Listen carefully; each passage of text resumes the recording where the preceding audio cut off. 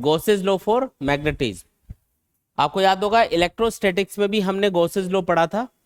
किसी भी close surface से पास होने वाला जो टोटल इलेक्ट्रिक फ्लक्स है वो क्लोज सरफेस के अंदर चार्ज और एप्सिलॉन नॉट के रेशियो के बराबर होता है, तो वो इलेक्ट्रोस्टैटिक्स में गॉसेस लॉ था। उसी तरीके से जो मैग्नेटोस्टैटिक्स है या मैग्नेटिक फील्ड वाले जो टॉपिक्स होते हैं उनमें भी एक गॉसेस लॉ यूज किया जाता है। तो मैग्नेटोस्टैटिक्स में गॉसेस लॉ क्या बोलता है? गॉसेस लॉ के अकॉर्डिंग किसी भी सरफेस से, चाहे वो क्लोज हो या ओपन हो, किसी भी सरफेस से पास होने वाला जो टोटल मैग्नेटिक फ्लक्स होगा यानी कि B dot D S integration, ये हमेशा जीरो आएगा। गॉस ने क्या बोला? कोई भी सरफेस हो, चाहे वो ओपन सरफेस हो चाहे क्लोज सरफेस हो, उससे पास होने वाला टोटल मैग्नेटिक फ्लक्स हमेशा जीरो आएगा। इसका रीजन क्या है? जैसे एक सरफेस एज्यूम कर लेते हैं, मान लो कोई प्लेन सरफेस है और वो एक मैग्नेटिक फील्ड में रखी हुई है। इधर से सपोज करो मैग्नेटिक फील्ड एंटर कर रहा है, इधर से आर पार बाहर निकल रहा है, ये वाली सिचुएशन है। तो हमको एक चीज पता है कि जब भी हम मैग्नेटिक फ्लक्स कैलकुलेट करते हैं, जैसे इलेक्ट्रिक फ्लक्स का फॉर्मूला होता है ना, वैसे मैग्नेटिक फ्लक्स का फॉर्मूला क्या होता है?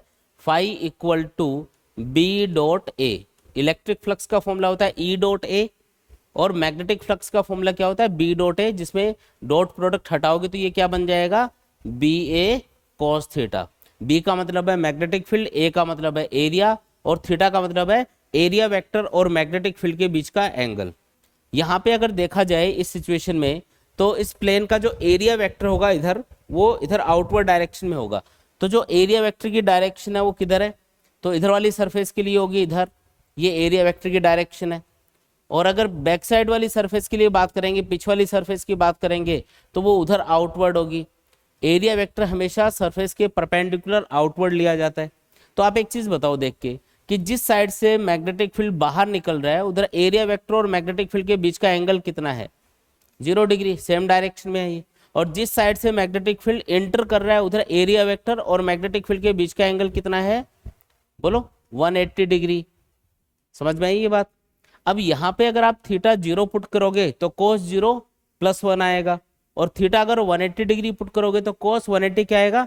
-1।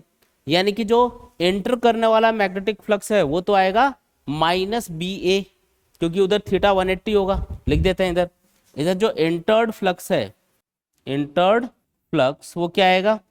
तो B A cos 180 degree, cos 180 कितना?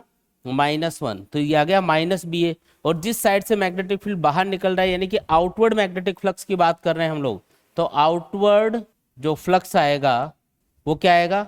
तो वो आएगा phi equal to B A cos 0 degree, cos 0 1 होता है इसलिए प्लस बी ए आ जाएगा। तो जो एंटर होने वाला मैग्नेटिक फ्लक्स है वो तो है माइनस बी ए, और बाहर निकलने वाला फ्लक्स है वो क्या है? प्लस बी ए। तो टोटल कितना होगा? 0। ये गॉस बोल रहा है कि कोई भी क्लोज सरफेस हो या ओपन सरफेस हो, ये तो चलो ओपन सरफेस थी, प्लेन सरफेस ली है, लेकिन अगर कोई क्लोज सरफेस भी होगी तो उसके लिए भी अगर आप टोटल मैग्नेटिक फ्लक्स फाइंड करोगे उस पूरी सरफेस से पास होने वाला जो इंटर कर रहा होगा और बाहर निकल रहा होगा, तो इंटर्ड मैग्नेटिक फ्लक्स और आउटवर्ड मैग्नेटिक फ्लक्स हमेशा बराबर आएंगे, लेकिन उनका सिंबल हमेशा अपोजिट होगा।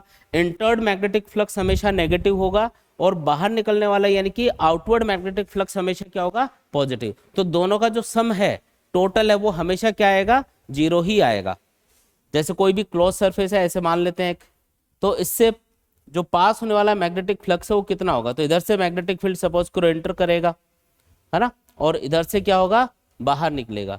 तो जिस साइड से मैग्नेटिक फील्ड एंटर करेगा उधर जो मैग्नेटिक फ्लक्स है वो नेगेटिव माना जाएगा, क्योंकि वो नेगेटिव आता है। अभी हमने देखा थीटा उसके लिए 90 से बड़ा बनता है, इसलिए वो नेगेटिव आएगा। जिस साइड से मैग्नेटिक फील्ड बाहर निकल रहा है उधर थीटा देखोगे तो वो 90 से छोटा आएगा, इसलिए मैग्नेटिक फ्लक्स आएगा पॉजिटिव।